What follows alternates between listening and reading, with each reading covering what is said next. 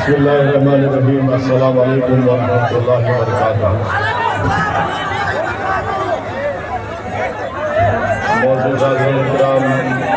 बुजुर्गान कौम और मिल्लत, मेरी इज़्ज़तदार माँ और बहनों, ग़यूर नौजवान साथियों, आप तमाम का बेहद शुक्रिया कि आप लोग अपना कीमती वक्त निकाल कर आज मजलिस इत्तेहादुल मुस्लिमीन के इस इंतखाबी जलसे में आपने शिरकत की।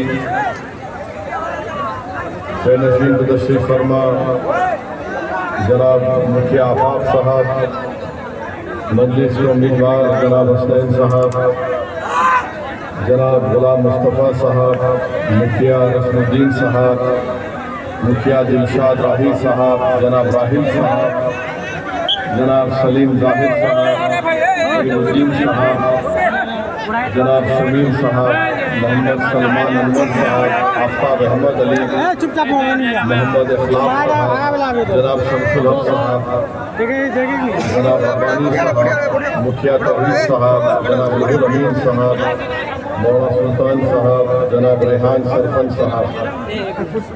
अज़ीज़ान मिल्लत, आप जानते हैं कि ठाकुरगंज से मजलिस इत्तेहादुल मुस्लिमीन ने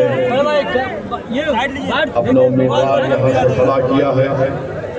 मेरी आप तमाम से गुजारिश ये है कि आने वाले 9-11 नवंबर के दिन आप तमाम मुत्तहिदा तौर पर अपने एक वोट का इस्तेमाल मजलिस इत्तेहादुल मुस्लिमीन के उम्मीदवार की कामयाबी के लिए इस्तेमाल करें।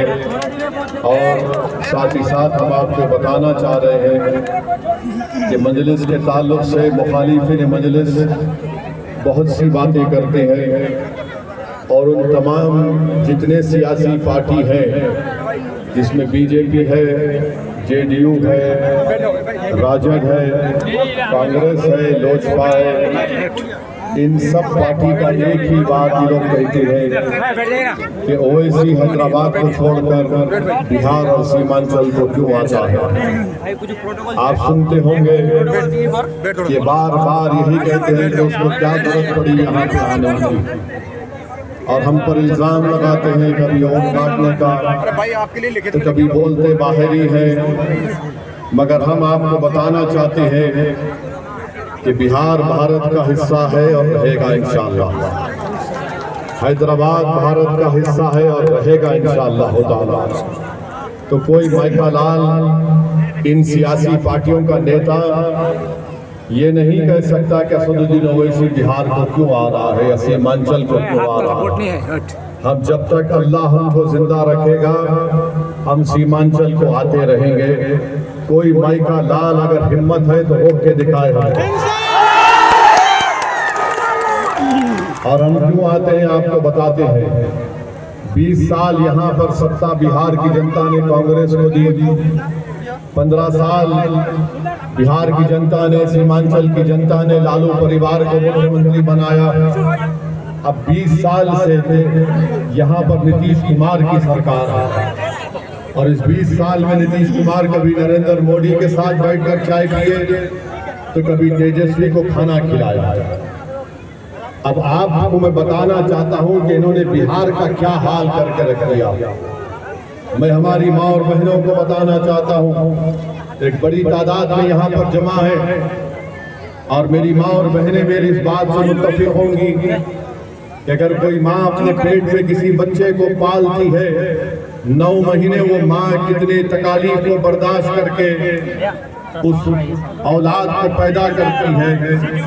बिहार में क्या पोजीशन है और आप और हम जानते हैं कि जब एक माँ जब किसी बच्चे को पैदा करती है तो कितनी तकलीफें उठाती है। इसीलिए हमको रुक जाए, कुछ मत बोलिए, छोड़ दीजिए,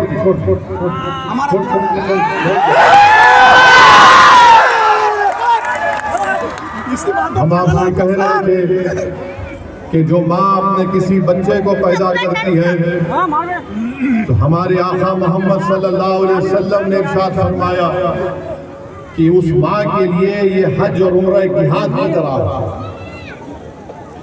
और बिहार में पोजीशन ये है कि जब कोई माँ अपने बच्चे को पैदा करती है तो उसके पैदा होने के बाद